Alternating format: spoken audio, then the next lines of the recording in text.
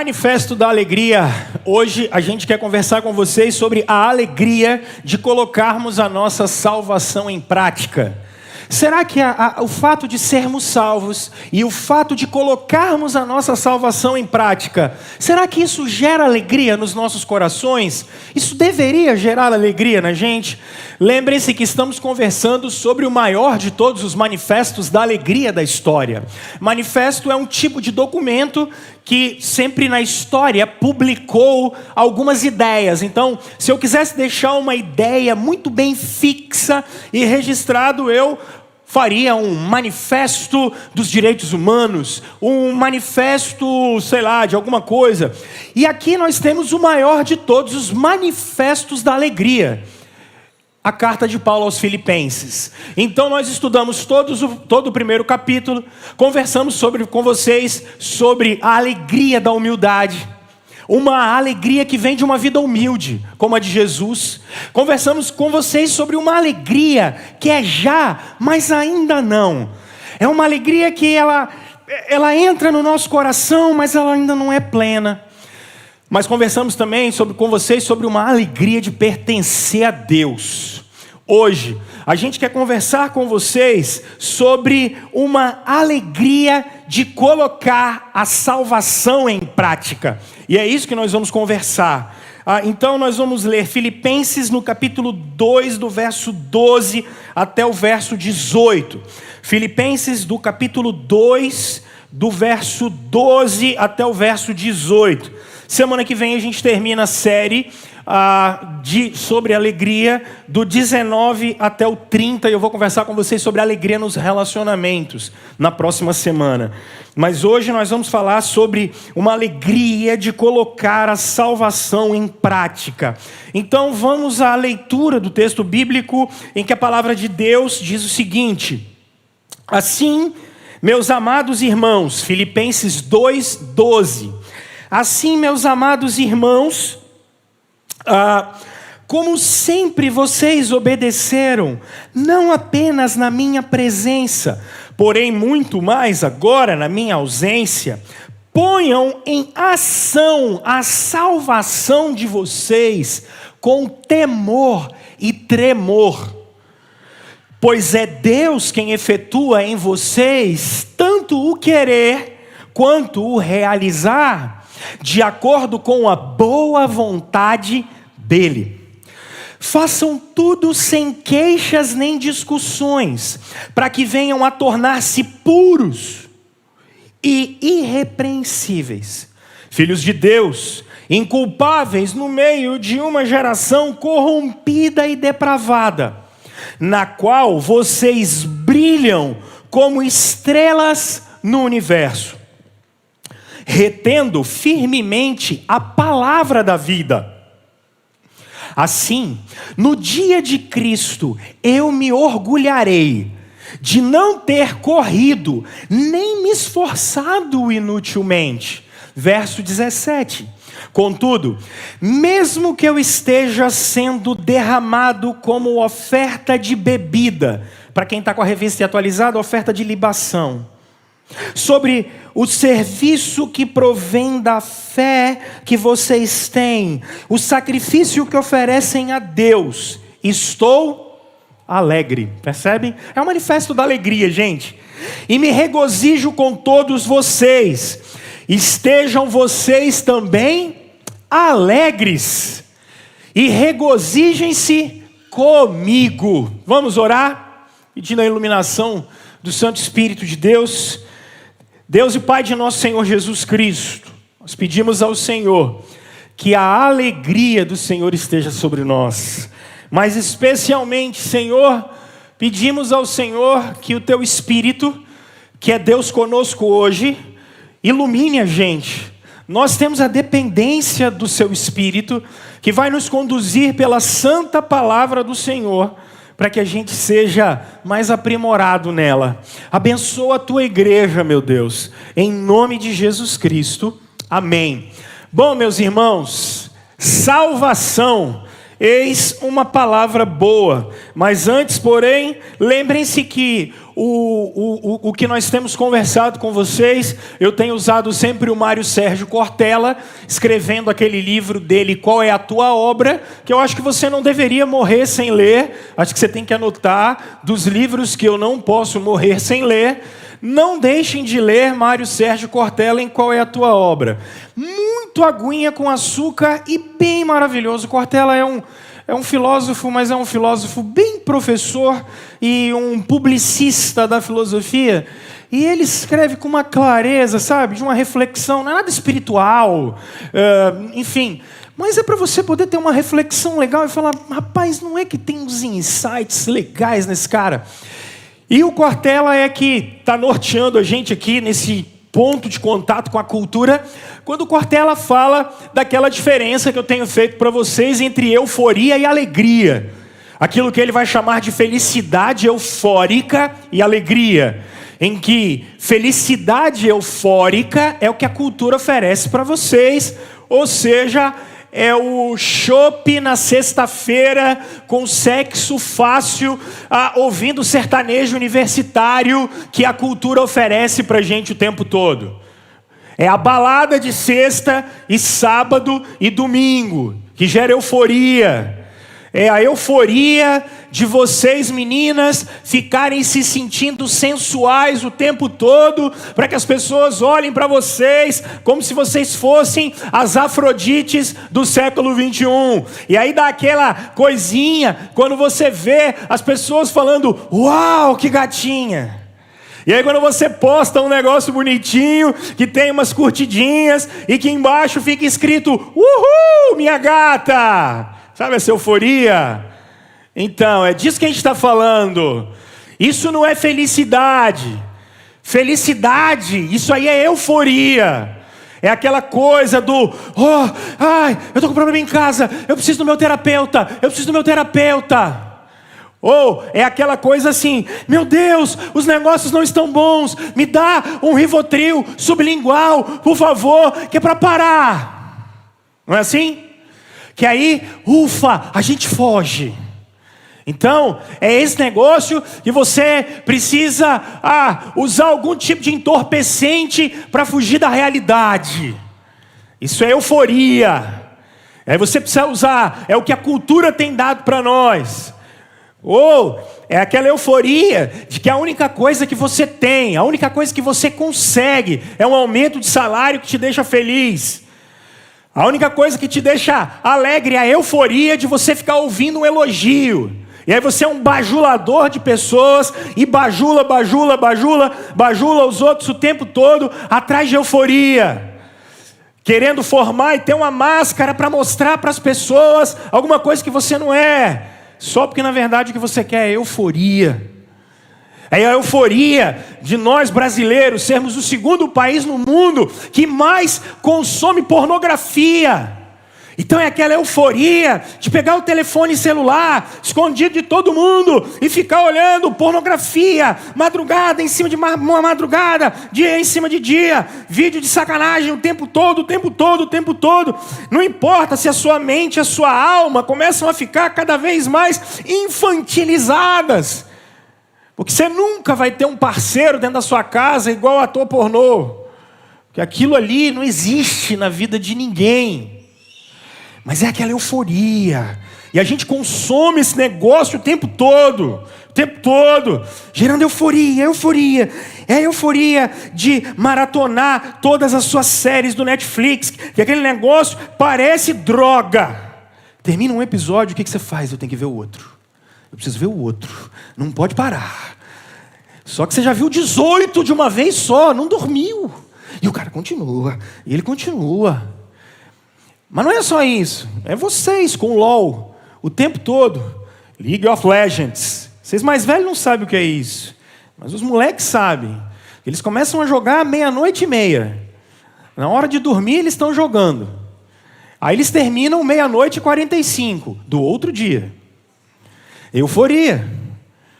São os mais velhos, nós de quase 40, com os nossos Counter-Strike. Para que Ucrânia? Se a gente já faz isso no Xbox. e no PlayStation 4. Esse negócio gera euforia. É a nossa cultura, cara. É a nossa cultura. Ela vai do trabalho, ela vai para o casamento. Vocês vivem na cultura da euforia. Isso não é felicidade, isso é euforia. O manifesto da alegria é diferente. Porque para a Bíblia, a alegria é uma condição do crente. Não importa o que eu estou vivendo. Paulo está preso. A igreja está perseguida. Mas mesmo no meio de lágrimas, um conjunto de verdades invadiu o coração dele a tal ponto que não é uma prisão que vai prendê-lo. Porque o espírito dele está livre. Porque a alma dele está livre. Porque ele entendeu, e eu vou citar o Calvino daqui a pouco, algo que o Calvino vai ensinar a gente de uma maneira muito interessante. Ele entendeu que a relação dele com Deus é aquilo que o abastece. Ele entendeu que esse conjunto de verdades é o que enche o coração dele. Empregado ou desempregado? Preso ou livre? Sendo reconhecido ou não reconhecido? Com dinheiro na conta ou com o cartão das Casas Bahia estourado porque você comprou 2 TV de tela plana que você não precisava e voltou para casa com aquele cartão, com aquele carnê de 49 prestações e vai pagar 18 televisores. Não importa, porque a condição que o Paulo está dizendo de um cristão é uma condição alegre. Porque ele entende que ele foi invadido pelo poder de Deus. Ele foi invadido pela graça de Deus. Ele foi invadido pelo amor. Ele foi invadido pelo perdão de Deus. Ele foi invadido por um perdão que ele não merecia. E ele entende que ainda que ele morra, ele vai viver. Porque ele entende que ele é um ser eterno. Ele entende que sua vida está aliançada com Jesus. Ele entende que esse sistema babilônico caído tem os seus dias contados. E ele não nos pertence. E a gente aguarda um novo céu e uma nova terra, independente da euforia. E lembrem-se que eu tenho conversado com vocês que euforia é bom, é legal, friozinho na barriga, quando você fica apaixonado, não dá aquela borboletinha aqui, até vocês que são mais velhos, tá 20, 30 anos casado, não tem dia que você chega em casa, olha para a patroa, você fala, rapaz, dá até uma borboletinha aqui dentro, não dá? Você olha assim e fala, rapaz, não dá? Dá, de vez em quando você olha a patroa, você fala, não é? Dá, não dá? Você olha para o marido, é a mesma coisa todo dia, que trem. Mas tem dia que você olha e você fala, rapaz, o que aconteceu, hein? Não é? Aí dá uma borboletinha, um negócio gostoso, boca seca, né? A mão fica geladinha. É gostoso, gente. Isso não é pecado, isso é bom. É bom. Mas a vida não é disso, né? A vida não é desse negócio. Então, nós não estamos em busca dessa euforia que a cultura está propondo para vocês o tempo todo. Ainda que muitas delas não sejam pecaminosas e sejam boas. Nós estamos em busca de um estado de alegria. A alegria que vem da cruz, a alegria que veio da ressurreição, a alegria que vem da vida eterna, a alegria que não depende da circunstância. Porque a gente pertence ao Senhor, porque a gente sabe que a nossa vida está nas mãos dEle, porque a gente vive com Ele. E hoje eu converso com vocês sobre a alegria de colocar a salvação em prática. E é isso que o apóstolo Paulo está dizendo para vocês, nos versos 12 e 13. Percebam que no verso 12, ele está fazendo uma transição daquilo que a gente conversou na semana passada. Jesus se humilhou e foi glorificado. Por isso ele manda a igreja ser uma igreja humilde, sabedores que a glória só teremos na eternidade. Então, não ache que essa coisa do eu sou bom agora, então eu vou receber tudo de bom agora, pode parar com essa lei de retribuição, que o reino não é assim. O que está garantido para vocês e para mim é a eternidade com Jesus. Mas ele começa dizendo, as versões em inglês estão até dizendo therefore, que significa portanto. Ou seja, uma vez que a igreja foi uma igreja e é uma igreja humilhada, uma vez que a igreja entendeu a alegria de servir ao mundo, a igreja entendeu a alegria de viver uma vida como servo, porque eu fui invadido pela salvação em Jesus, então eu quero que as pessoas sejam servidas por mim. É isso que a gente conversou na semana passada. Paulo vai dizer o seguinte agora: coloquem a salvação de vocês em prática. E aí vem o verso fatídico 13, porque os fatalistas, eles costumam usar o verso 13 de uma maneira extremamente errada, porque o texto está dizendo, é Deus quem efetua em vós tanto querer quanto realizar. Eu vou explicar ele agora. Aí ele vai dizer assim, então façam tudo sem partidarismo, verso 14. E do verso 15 em diante até o 18, o Paulo vai falar algo sensacional, quando ele vai dizer assim, ainda que eu morra, ainda que eu seja entregue, se ofereçam para Deus, vivam para Ele. E tenham alegria nisso. Tenham alegria em viver para o Senhor. Tenham alegria em vocês serem uma oferta para Deus. Olha que coisa curiosa que o texto vai dizer. Eu estou alegre porque eu posso morrer pelo Senhor. Falar isso no século 21 é loucura. Primeiro porque o brasileiro do século 21 não quer morrer. Também não quer ficar velho nem doente. Isso é fato. Ninguém quer morrer, ficar velho ou doente. A nossa cultura não quer isso. A cultura quer que você seja criança o tempo todo e jovenzinho a vida inteira. Velho não tem lugar de... Como é que fala hoje em dia? Velho não tem lugar de fala, né? Eita, meu Deus. Lugar de fala é sociologia ruim. Isso que é lugar de fala. Lugar de fala é uma porcariada danada da sociologia. Esses caras, tá, vamos embora. Senão eu fico com raiva. A alegria de vocês serem uma oferta para Deus. Olha que coisa bacana. Então, deixa eu levantar 4 princípios para vocês desse texto. O primeiro princípio está no verso 12.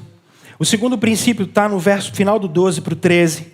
O terceiro princípio está nos versos 14 e 15. E o quarto princípio, sobre ser alegre e colocar a salvação em prática, está nos versos 17 e 18. Ok?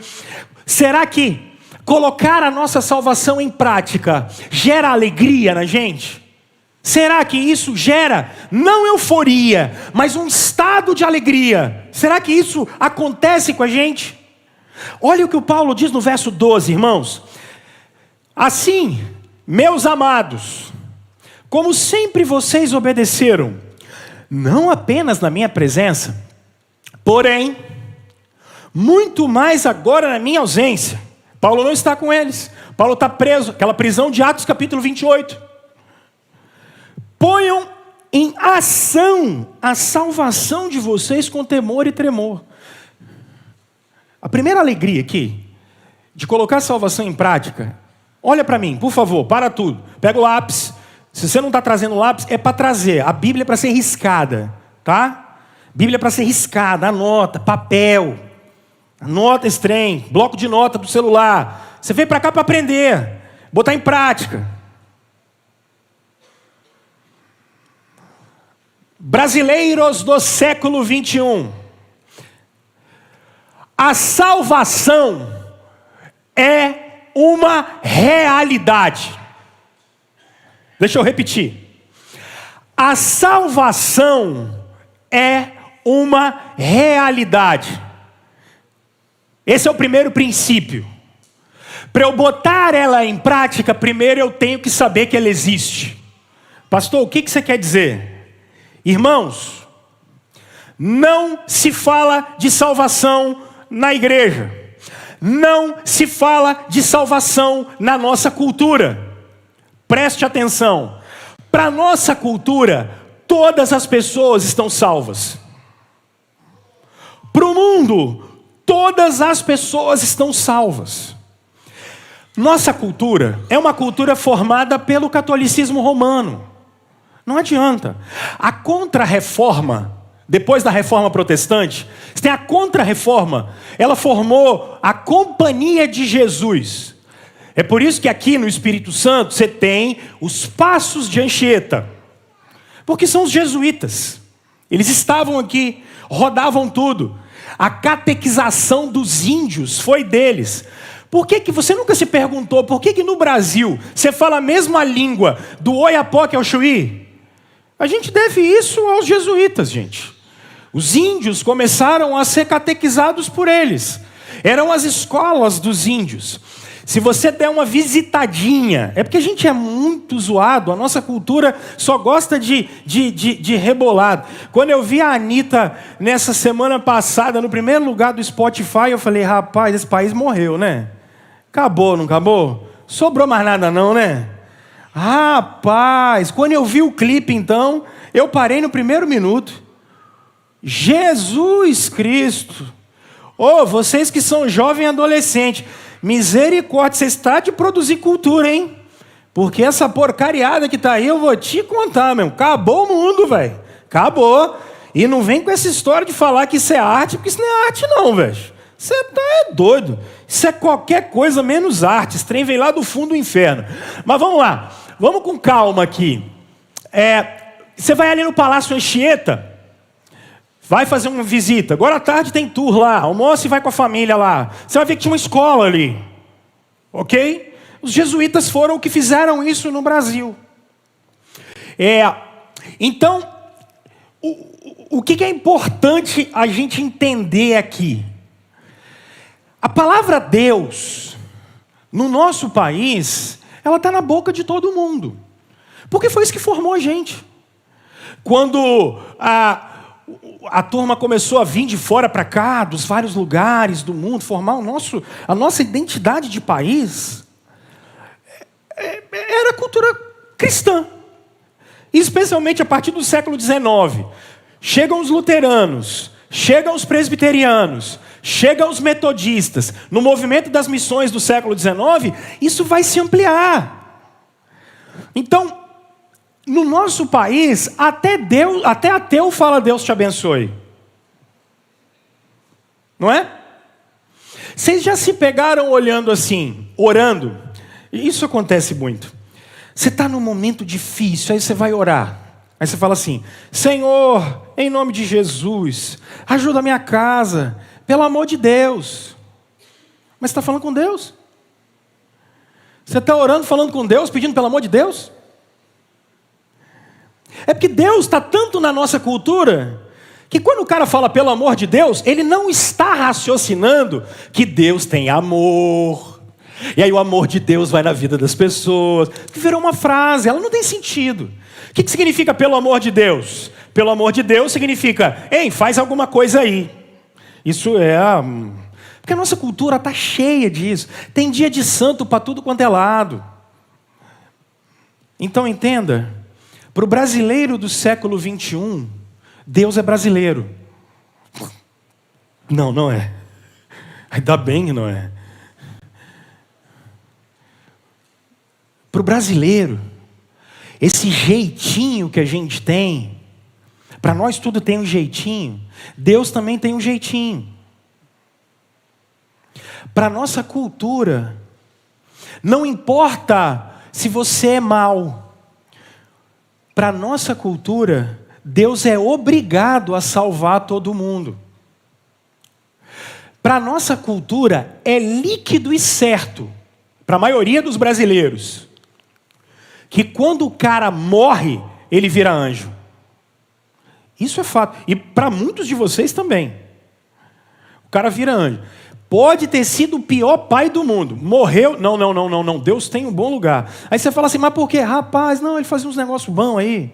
O cara era um cara gente boa. Percebe? Isso não é cristianismo. Especialmente, e aqui eu estou te dando autorização para você nunca mais voltar aqui. Você não precisa voltar aqui mais se você não concordar com o que eu vou falar. Porque para nós estão todos condenados. Não há ser humano que esteja salvo por natureza. Não há ser humano, por melhor moralmente que seja, mas pastor, ele é bom. É assim? A gente fala assim? Vou contar uma história para vocês.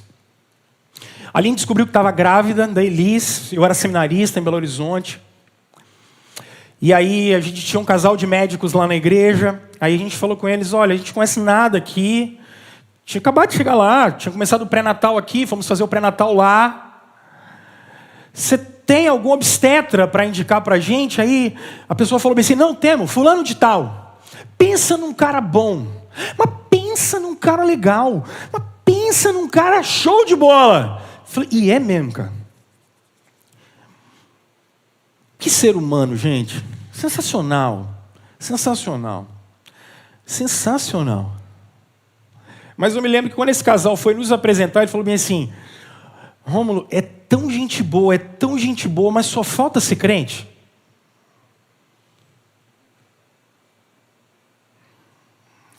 Estamos todos condenados, por mais gente boa que a gente seja. Eu sei que é difícil, eu tenho trabalhado isso com vocês nas últimas semanas. Isso é um pilar central do cristianismo. Senão nós vamos relativizar a mensagem de Jesus. Mas é legal, se não tem salvação, e todos precisam de salvação. Todos. Porque essa é a grande questão. Pode ser o mais gente boa de todos. Pode ser o mais honesto de todos. Isso que eu estou dizendo aqui é loucura. Por isso que eu estou falando, se você não quiser voltar mais, Deus te abençoe, mas nós não vamos abrir mão disso aqui. Isso a gente chama de depravação total.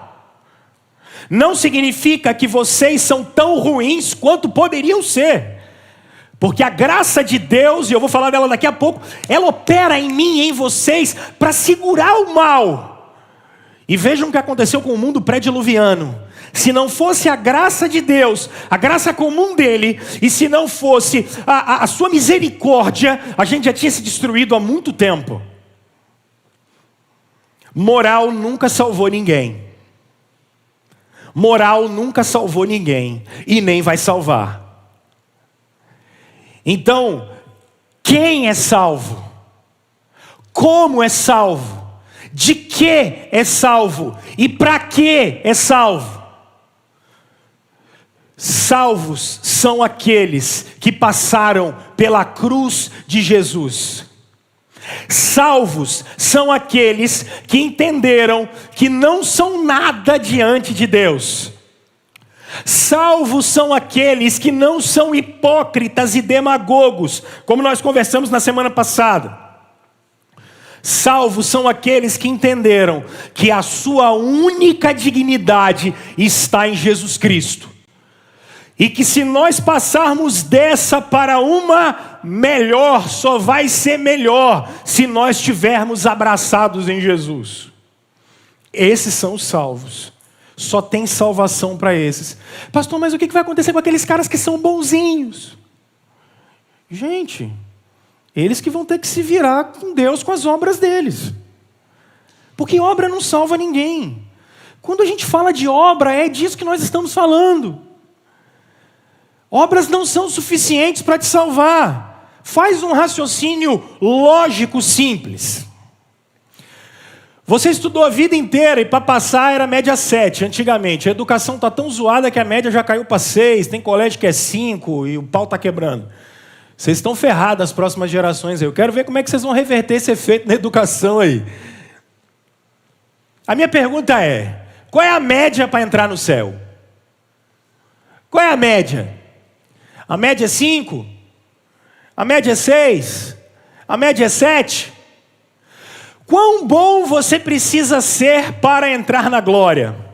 Aí um amigo uma vez falou bem assim, Rômulo, essa pergunta é muito boa. Então, a gente precisa respondê-la da seguinte maneira. Eu preciso fazer o meu melhor. Então, para se entrar na glória, a média é fazer o seu melhor. Tá. E como é que reprova nesse negócio? Não tem essa subjetividade, gente. A salvação é algo objetivo.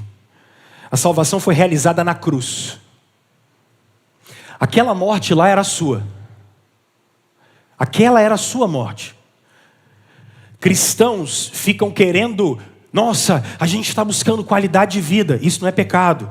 Nossa, a gente está buscando aquilo que os seus coaches estão ensinando para vocês. A gente está buscando ser a melhor versão da gente mesmo. Nossa, a gente está... Você morreu, meu filho. Você esqueceu que você morreu. Cristãos morreram. A mensagem da salvação é que você morreu. Você está morto. Você foi crucificado. Acabou. Rômulo morreu. Isso é salvação. Louvado seja Deus porque eu morri. Ou será que você é tão hipócrita que você não consegue olhar para o seu coração desgraçado? Porque é isso que a cultura faz. Amassageia o seu ego, massagem no seu ego, massagem no seu ego. Salvação é para quem morreu. Morreu.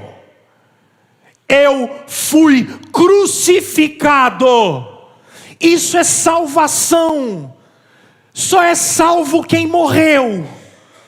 Quem estava nos braços de Jesus, entregando a natureza de Adão, entregando essa desgraça pecaminosa que insiste no meu coração. Eu sei que a minha dignidade está nele. Isso é salvação. Porque eu sei que eu recebi o que é de Jesus. Então agora eu sou filho amado. Então agora eu sou abençoado. Então agora eu sei que o meu nome está escrito nos lugares celestiais. Eu sei que agora a minha vida depende do Senhor. Isso é salvação. E de que você foi salvo, meu filho? Eu fico encontrando gente que morre de medo do diabo. E eu entendo, porque em igreja evangélica, o diabo faz tudo. Eu fui aconselhar um cara uma vez, que ele estava dizendo para mim assim: pastor, graças a Deus eu estou livre. Eu disse: mas por quê, filho? Não, porque o pneu do meu carro furou, eu repreendi o diabo. Minha mulher brigou comigo, eu falei: sai, Satanás. Cheguei num emprego, uma dificuldade danada, eu falei: arreda, cão. Eu descobri que o meu Deus era o capeta. Eu falei: é mesmo? Você só fala com ele? Porque a gente não é salvo do diabo. Satanás lá tem poder para condenar alguém, meu Deus do céu. Criatura lá tem poder para condenar alguém. Quem condena as pessoas é Deus. Quem condena as pessoas é o Criador. Quem foi ofendido foi o Criador. Pecado é contra Deus. Inclusive Satanás já está julgado e vai inaugurar, junto com o falso profeta, junto com o anticristo, junto com as bestas, já vai entrar direto, todo mundo rasgando a fita de entrada, eles já vão logo para o lago de fogo e enxofre que ardam lá. Você é salvo de Deus, meu filho. A gente é salvo da ira de Deus. Se tem alguém que pode condenar os seres humanos, é Deus. Agora, esse Deus, palhaço pimpão e bozo brasileiro, ele não existe. Porque esse Deus pimpãozinho brasileiro, ele aceita tudo de todo mundo. É o Deus que começa na sexta-feira de carnaval e passa cinza na testa na quarta-feira de cinza. Esse é o Deus brasileiro. Esse é o Deus relativista. Cara, o Deus da Escritura leva pecado tão a sério que ele crucificou o filho dele. No tribunal de Deus não há inocentes. Levem isso a sério. Isso aqui não é para ser relativizado. Isso aqui é sério. Por isso que eu estou falando, não precisa voltar. Porque eu sei que a mensagem é dura. Ela é louca. Ela é maluca. O que eu estou falando aqui, lá fora eu ia ser linchado. Agora, vocês podem ficar com a euforia. Ou vocês podem entender a seriedade do que é esse negócio. Do que é a seriedade de ser discípulo de Jesus. Então, para gente como eu e você, que não merecíamos, a salvação entrou em nós. E isso aqui que é bonito. Porque salvação não é mexer na vontade de vocês. Eu vou explicar isso de novo. Salvação não é mexer na vontade de vocês. Mexer na vontade, você mexe na vontade até do seu cachorrinho. Mexer da vontade, se seu filho quiser um pirulito e você der outro, ele muda a vontade dele na hora. Olha para cá. Salvação é mudança de coração. Salvação é mudança de natureza. Salvação é a obra de Deus na vida da gente. Adão tomou um strike aqui dentro e brotou de dentro de mim uma nova criação. Cristo apareceu aqui. É por isso que vocês que não são amigos de Deus, amiguinho da igreja, e são convertidos, é por isso que vocês ficam olhando o tempo todo, e é uma briga dentro do coração. Mas não é uma briga moral, é uma briga espiritual. Porque tem uma natureza nova, que quer ser alimentada. Mas tem um diabo de uma natureza humana velha, caída. E aí eu vou falar com vocês agora de quem é que você vai alimentar. Salvação é isso, gente. Estamos caminhando para o confronto final com Deus no último dia. Salvação é uma realidade. E aqui, eu falo às vezes de maneira dura, mas é para você sair daqui, pelo amor de Deus, tendo certeza da sua salvação. Um de vocês me perguntou assim: pastor, não é arrogância ter certeza da salvação? Mas arrogância por quê? Você está com medo de quê? Me foi dado. Foi um presente que me foi dado. Eu tenho certeza da minha salvação. Eu não vou perdê-la. Nunca. E não vou perdê-la porque ela me foi uma dádiva. Eu fui adotado por Deus. Eu fui amado por Ele. Ele me tirou das trevas e Ele me trouxe para a luz. Então não adianta ficar querer me ameaçar dizendo: vigia, irmão, vigia, irmão. Seu Deus é o medo, seu Deus é o terror. O Deus do cristianismo não é o Deus do medo. O Deus do cristianismo é o que te dá certeza da salvação para uma vida santa, para uma vida limpa, sem mácula, como nós vamos falar agora. Então olha só, vamos traçar uma linha aqui. Eu quero descobrir que lado que você vai estar. Você pode estar no lado da euforia e da cultura. Deus te abençoe ou não. Eu estou te convidando hoje a dar um passo sério, de uma vida com Deus séria. Parar de brincar de igreja, parar de brincar de discípulo de Jesus. Toma posse da sua salvação, se você realmente tem. Se não tem, me procura. Eu vou pregar o evangelho para você, sobre arrependimento, sobre confissão de que Jesus é Deus, para que Ele derrube essa natureza velha. Eu vou pregar o evangelho para você de manhã, de tarde, de noite. Não tem problema. Mas o que eu quero de uma vez por todas é porque Satanás não está mais no cangote de vocês, fazendo vocês de meninos, jogando vocês de um lado para o outro, porque vocês são salvos. Porque a culpa não está mais nos ombros e nos lombos de vocês, porque vocês são salvos. Para parar com essa palhaçada de ficar querendo agradar todo mundo o tempo todo, porque o meu objetivo é aqui, eu agrado a Deus, eu sou salvo. Para parar de ficar com medo de morrer, porque eu sou salvo. Para parar de ficar com medo se amanhã vai ter dinheiro ou não para pagar a conta, porque eu sou salvo. Eu sou salvo. Eu tenho uma relação diferente com o Criador. Aí a pergunta que eu te faço é a seguinte: você que estava caminhando para o inferno e tem certeza da sua salvação, isso te gerou alegria, meu filho? Davi, quando cai e escreve o Salmo 51, a oração dele é assim: torna, dá-me alegria da tua salvação. Cristãos só têm alegria comprando carro, iPhone. cristão hoje só está tendo alegria sendo reconhecido pelas pessoas, se o político dele ganhou ou não, se perdeu ou não. Cristão hoje, a única alegria do cristão é essa, se ele recebeu aumento ou não. Jesus está dizendo, você estava indo para o inferno, meu filho. Só que a salvação é uma identificação com Deus.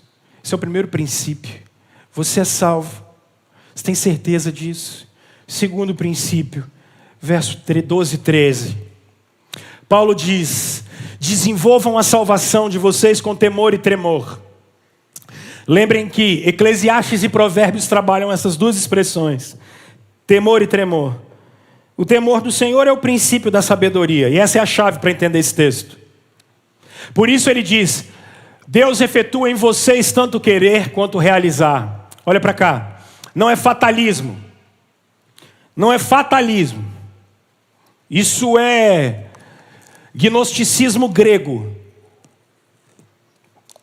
Eu tenho encontrado pessoas que falam assim, Deus já sabe de tudo, então por que eu vou orar?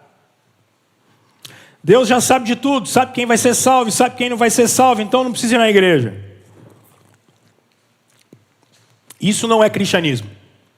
Isso é gnosticismo grego. Isso é fatalismo. Isso é aristotelismo. Deus já sabe de tudo, então eu não preciso conhecer a palavra dele. Deus já sabe de tudo, Deus já viu isso. E tem gente, coitado do Calvino. Coitado, tem gente que ainda fala que isso é calvinismo. Mas tadinho do Calvino.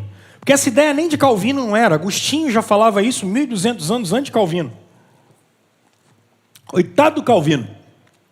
E o que eu acho mais bacana é que os nossos irmãos arminianos, eles falam a mesma coisa que nós, só que de um jeito diferente. Porque eles também vão acreditar na tal da predestinação, só que de um jeito diferente. A doutrina católica, por exemplo, fala a mesma coisa, com Tomás de Aquino, só que de um jeito diferente. Então olha bem para mim. Deus efetua em vós tanto querer quanto realizar. Se fosse fatalismo, Paulo não estava mandando você desenvolver a sua salvação. Esse é o perigo de você ficar fazendo teologia com um versículo só. Teologia é feita com a Bíblia toda e não com um versículo. É a história da redenção. É a revelação completa de Deus. Então eu preciso olhar isso de Gênesis a Apocalipse. E não pegar um versículo só. Então não é fatalismo. Se fosse fatalismo, ele não mandava eu desenvolver a minha salvação. Então a sua tese já caiu por terra. Você é preguiçoso espiritual. O que o Paulo está dizendo aqui é algo que os cânones de Dort e depois a Confissão de Fé de Westminster vão trabalhar como sendo anota isso aí, infusão da graça de Deus na vida dos crentes. Vou explicar. Vou traduzir para isso te gerar alegria. Tá bom? Olha para mim. Você estava perdido. Você ia para o inferno. Você não tinha nada. Do nada. Entrou um negócio em você chamado graça. Só que a gente denomina graça como sendo favor imerecido. Ah, legal, beleza, não é isso. O poder de Deus invadiu você. O poder de Deus invadiu você. Um crente foi invadido pelo poder de Deus. Ele foi infundido pelo poder de Deus. O poder de Deus entrou dentro de você. Não tem quando você já foi regar um lugar? Muito tempo que você não regava uma planta, aí ela estava bem sequinha. Aí você pegou uma mangueira, ligou ela inteira. Aí você jogou. O que começou a acontecer com aquela terra? Você começou a ver que a água começa a entrar pelos buracos. E aí quando você olha, daqui a pouco ela encharca a terra. Isso é graça. Não é essa definição professoral. O que a teologia reformada trabalha na vida de um crente, não de você que é convencido, não de você que é amiguinho de Jesus, amiguinho de crente. O poder de Deus entrou dentro de você. O poder de Deus entrou dentro de você e começou a mudar tudo dentro de você. Agora eu chamo o papai Calvino para te ensinar um negócio aqui.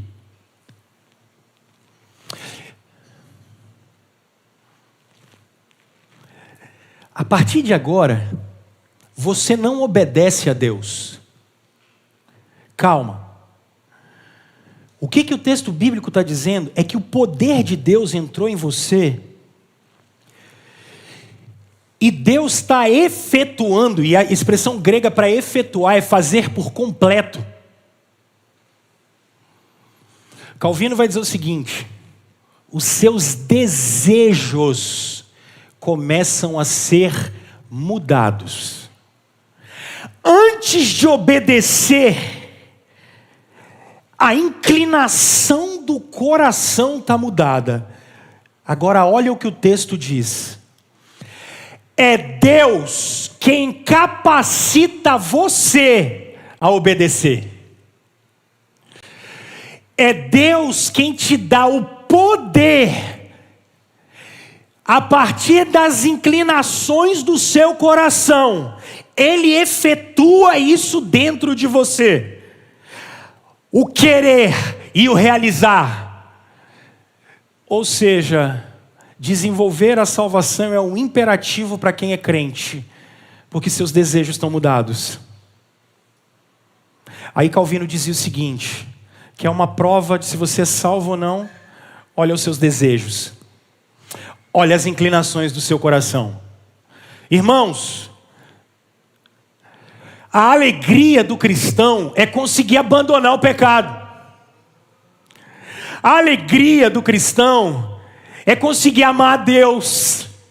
E o que é desejo para Calvino? Desejo para Calvino é quando eu quero que a vontade do Senhor seja realizada na minha vida. Isso é desenvolver a salvação. Sabe o que é desenvolver a salvação? Na igreja você só aprende que não pode beber, fumar e dançar. Não é isso? Desenvolver a salvação é uma mudança que vem de dentro do seu coração. O caráter vai ficar, ele vai vir daqui a pouco, ele vai mudar. Mas a sua volição interna muda. O seu desejo interno muda. A sua inclinação interna muda. Se você só queria se agradar, você agora começa a ter um outro referencial. Deus te capacitou para isso. É isso que o verso 13 está dizendo. Ele efetua em nós o querer e o realizar.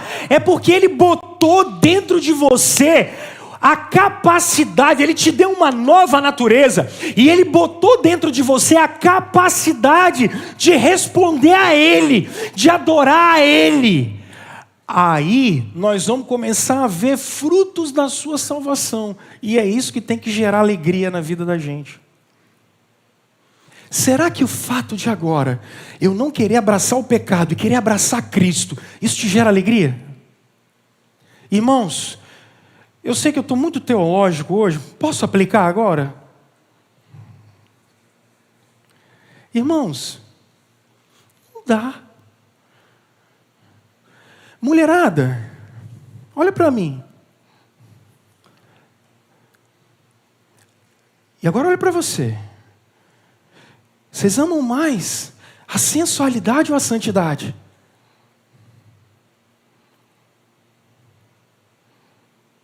Vocês amam mais a sensualidade ou a santidade? Vocês amam mais a santidade ou mamon? Homens. Entende? Sabia que a sua fatura do cartão de crédito mostra quem você é? Quem você ama? É disso que a gente está falando aqui. Eu citei Calvino, Agostinho, eu fui lá longe.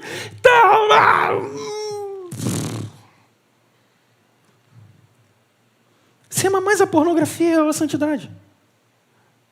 Só que qual é o problema? Para nós, nada tem a ver. Nada tem a ver.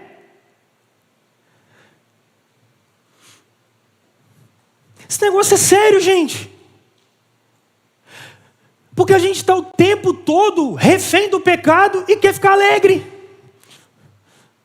Porque na verdade a gente está em busca de euforia e não de alegria. O que o pecado vai te dar é só euforia. Ele não vai te dar alegria. É o seu desejo que tem que ser mudado.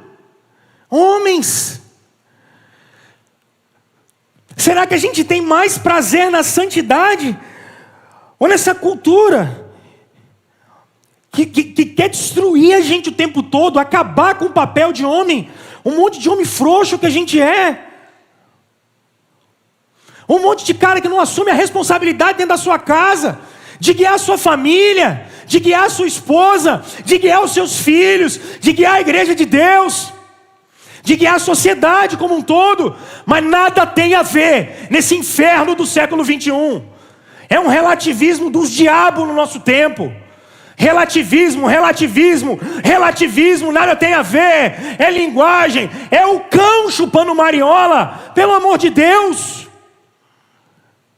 Se a gente é salvo de verdade, ou esse negócio gera alegria na gente, então olha só, não tem problema eu vir aqui e começar a orar com os meus irmãos, e levar esse negócio de vida devocional a sério,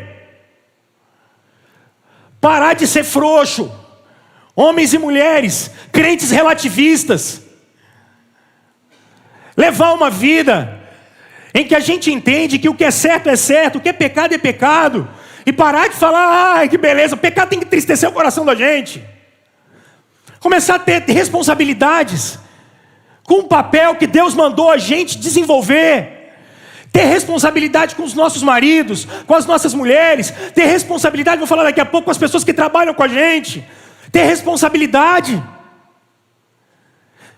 E é isso aqui que tem que gerar alegria na gente. É esse lado aqui. O meu desejo foi mudado.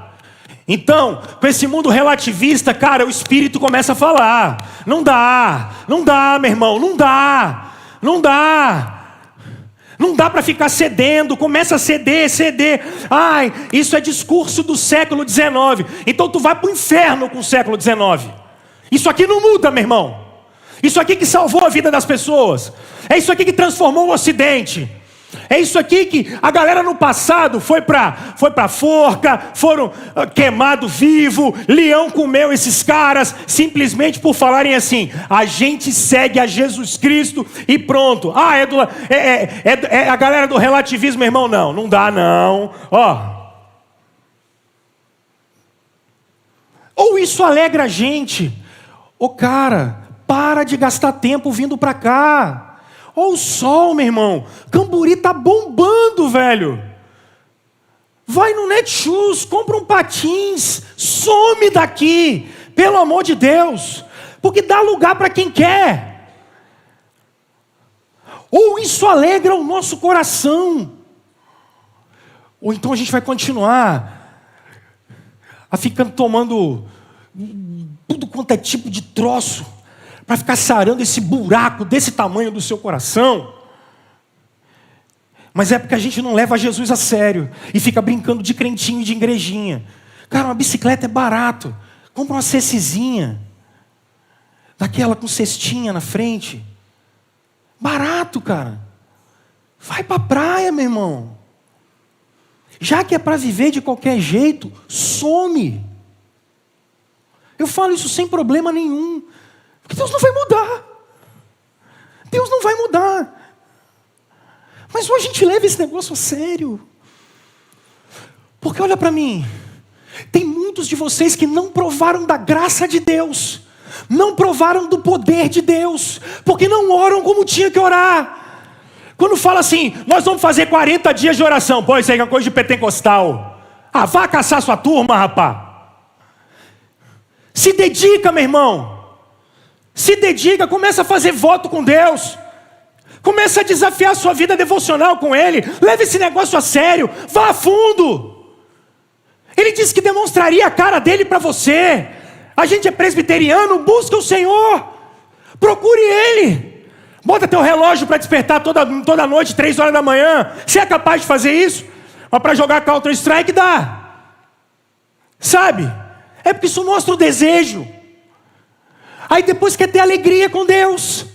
Como que vai ter, meu irmão? Não vai. Não vai. Agora Jesus tem que ficar 40 dias com fome.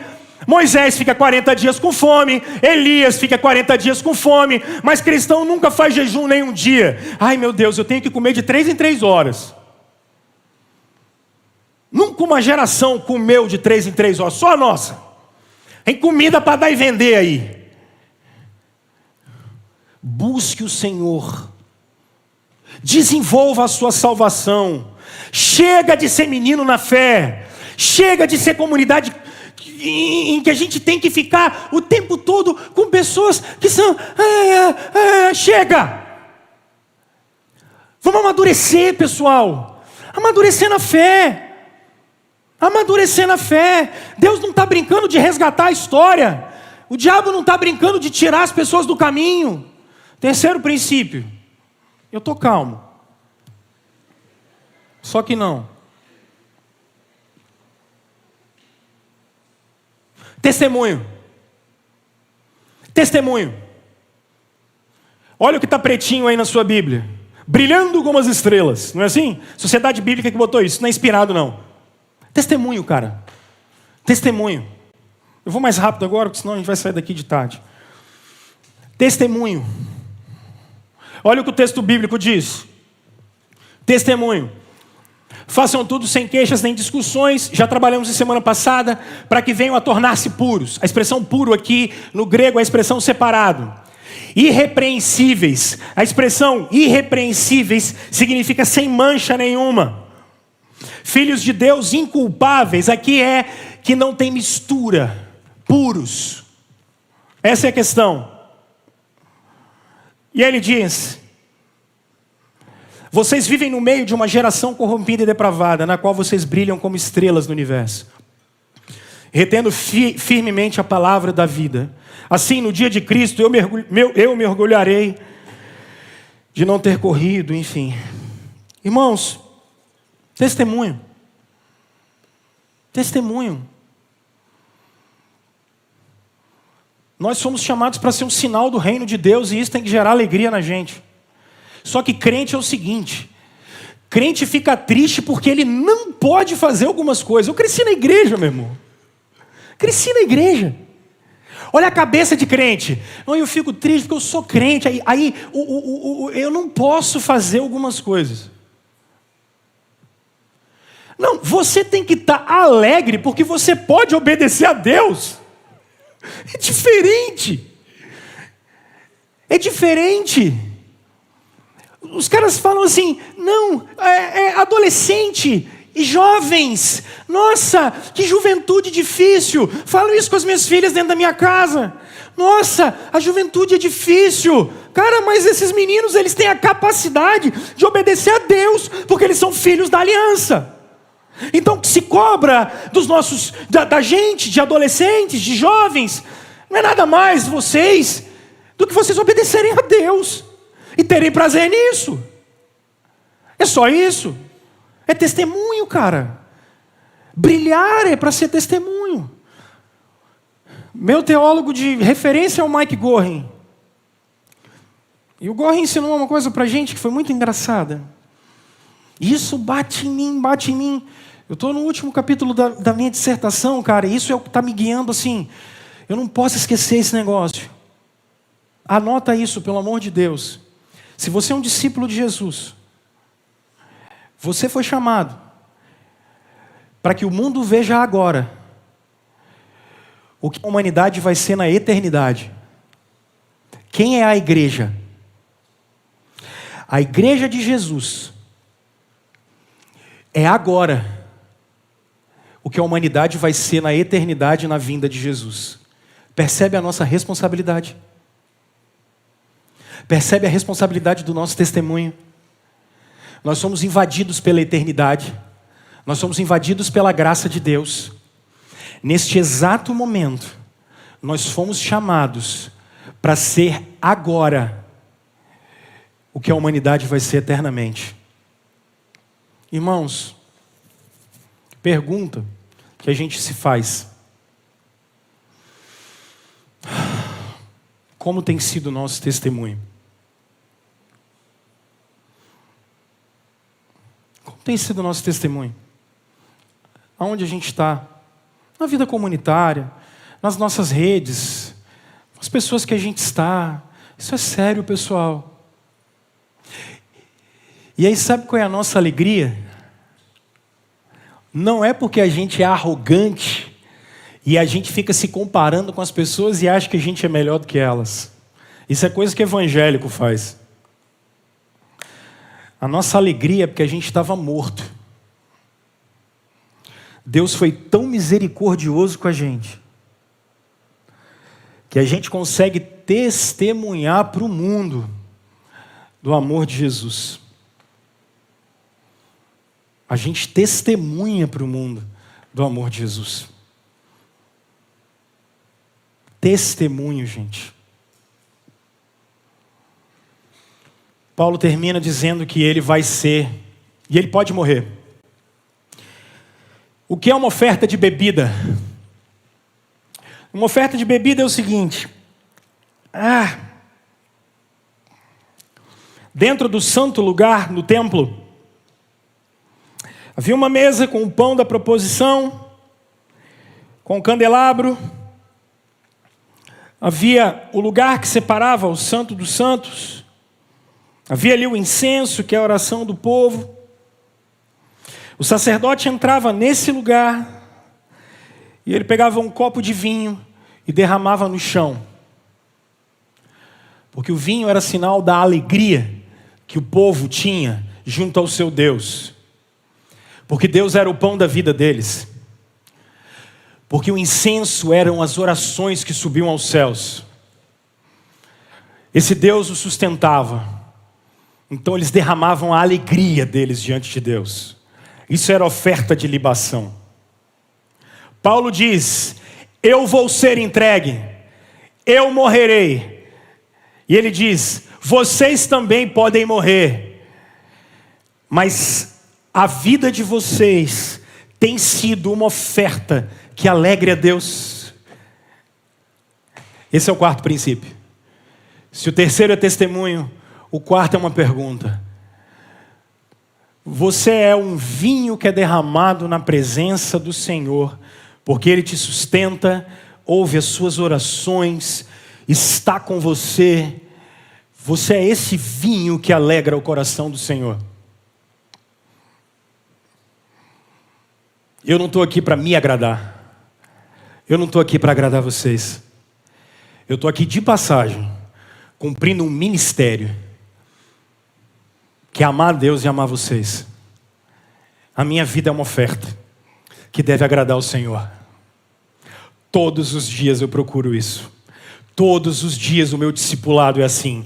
Todos os dias, isso que precisa alegrar o coração de vocês.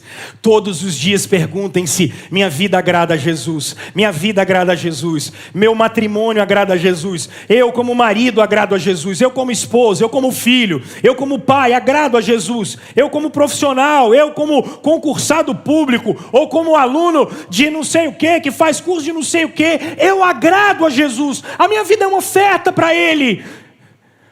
Quando Jesus olha para mim, Ele fala a mesma coisa que Ele fala do Jó. Ei, você tem olhado lá na terra, eu tenho um cara, o nome dele é Jó. Você vê como é que ele é? Esse cara agrada a Deus.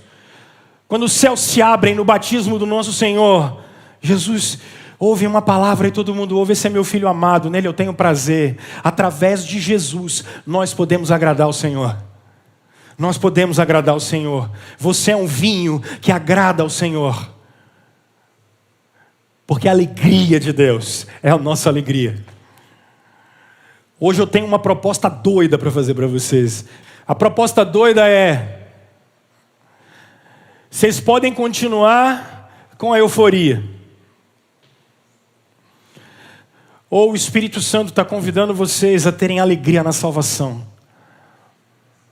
Alegria em desenvolver o discipulado cristão. Fervor. Corações que queimam diante de Jesus, que se alegram com o amor de Jesus. com uma vida de testemunho para Jesus. Uma vida em que é vinho que alegra o coração do Pai. Você pode continuar com o caminho da euforia. Ou você pode vir para esse caminho que o apóstolo Paulo chama de louco. Mas esse caminho aqui é o da vida eterna. Esse caminho aqui é o da salvação. Em nome de Jesus, que a nossa igreja seja essa igreja. A igreja da alegria, que vem da salvação.